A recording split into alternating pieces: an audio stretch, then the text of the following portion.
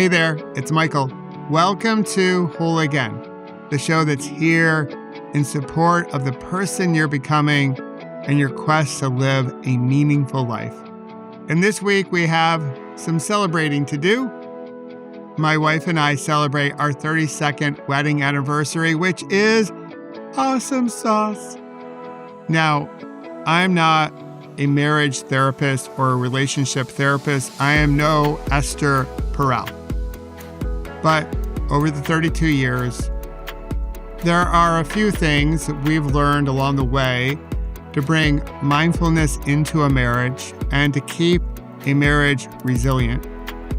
In this episode, I want to share 3 things with you that can help you in your relationships, but I also think these are concepts that can help us live a meaningful life and step into that person we're becoming.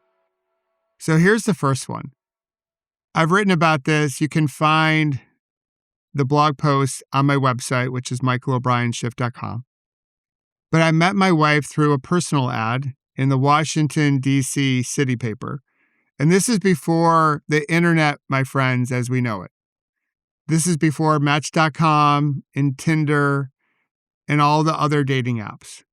And back then, I actually have no idea if the city paper is still in circulation or not, or if it's gone completely online. But back then, the back section had personal ads.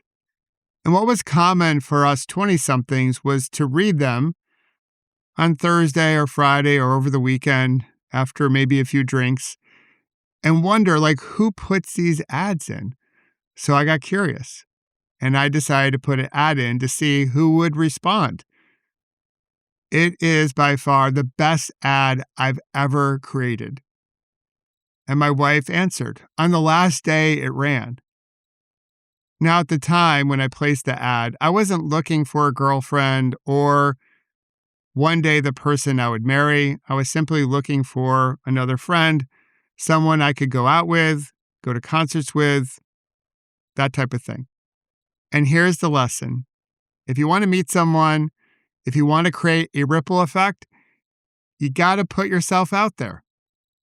Nothing's going to happen in any aspect of one's life without some action by us. We have to take a risk. And back then, putting a personal ad in a free newspaper was a little cringy. Maybe even a little creepy. Who does that? I think her mom felt it was really quite iffy. But you know what? It's worked out 32 years later. It's all worked out. So lesson number 1, after 32 years of marriage, if you want something to happen, if you want to create a ripple effect, you need to put yourself out there. No one is going to do it for you. The second thing I'll share with you is that wedding vows are real. We had traditional wedding vows. I know nowadays many people write their own vows. So we had the one in sickness and in health, and boy, was that tested in our relationship. When it comes time to say them, it's easy to blow past them. Right now I'm thinking of The Princess Bride, and marriage brings us together today. And Prince Humperdinck is basically saying, say, man and wife, let's get on with it. And so it's easy to get past the vows, say them without really embodying them, to get to I do, and the big kiss, and then dancing and cake. What's not to love? But those vows, whatever vows you happen to recite, those are real. Those are the values that your marriage will depend on as guideposts to work through things that you need to work through. Dating is the easy part. Marriage becomes tougher, especially if you decide to have kids, you have your career, you also have parenting your parents one day. You have so many different factors. So every good relationship, every good marriage needs a set of values. A set of values to lean on when things get tough and you need to find a way to stick it out and come together. And the third thing I'll share with you, and this is the last one, because 3, after all, is the magic number. This is what I learned from Schoolhouse Rock. And this comes from the practice of mindfulness and indirectly from one of my teachers, Jeffrey Goldstein, that nothing should be clung to. Because when we cling to things, that's when we create suffering. So now in our late 50s, we're different in some ways than when we first met. Different careers, different ways of looking at the world. And if we cling to that initial version when we were dating or when we first said, I do, and I see this happening in a lot of relationships, we don't allow enough freedom for people to change.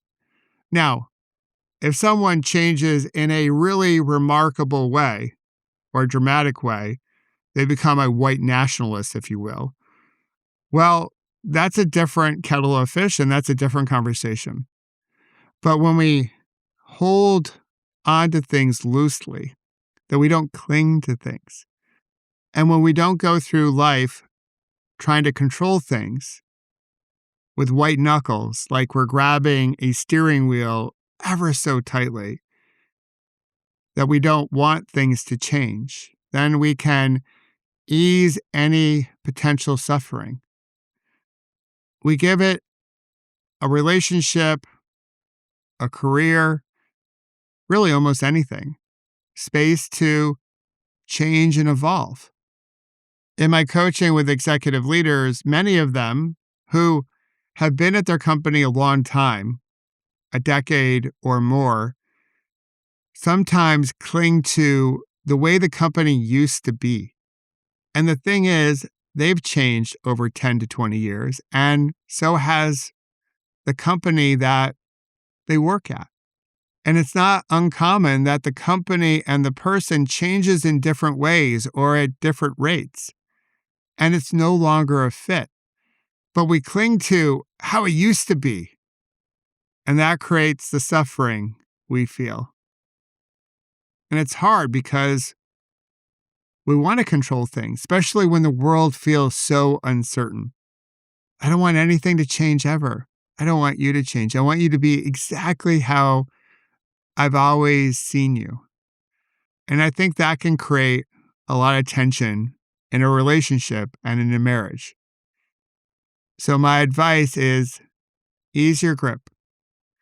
Allow both of you enough space to change and evolve. And the cool thing is that when you do so, you get to fall in love all over again. I have fallen in love over and over again with my wife over the last 32 years. At her core, she's the same gal I picked up for our first date of enchiladas and margaritas, but she's changed in many fantastic ways, and so have I. And when we give each other grace to evolve, to change, then we can bring more mindfulness into a relationship, as well as more resilience, because things will happen. Life will be lifing, and we have to figure out a way to get through those muddy moments. Trying to control it doesn't work. Easing our grip, not clinging to things. I think that's a better pathway to who we're becoming and a life of more meaning. Of course, I've learned more than 3 things over 32 years of marriage, but we'll leave it at 3 for today. But if you have a tip or some wisdom that you'd like to share in keeping a relationship vibrant and healthy, I hope you'll share it with me. And maybe I'll collect everything I hear and put it in a post to share with other people.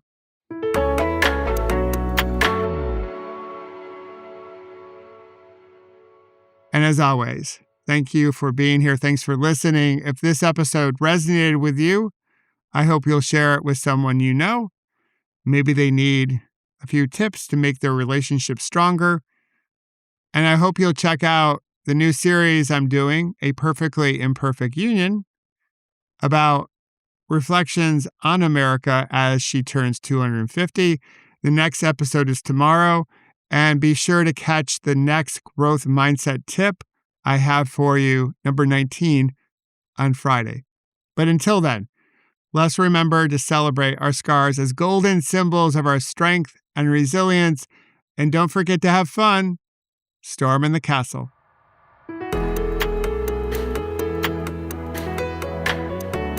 And if you wish to learn more about creating beautiful ripples and how to prevent a bad moment from turning into a bad day, please visit my website, michaelobrienshift.com, and sign up for my newsletter called The Ripple Effect. And join us each Monday, Wednesday, and Friday here at Whole Again and discover how you can heal, grow, and become more resilient, and celebrate our scars as golden symbols of strength and resilience. Until then, remember, you can always come back to your breath. You've got this, and we've got you.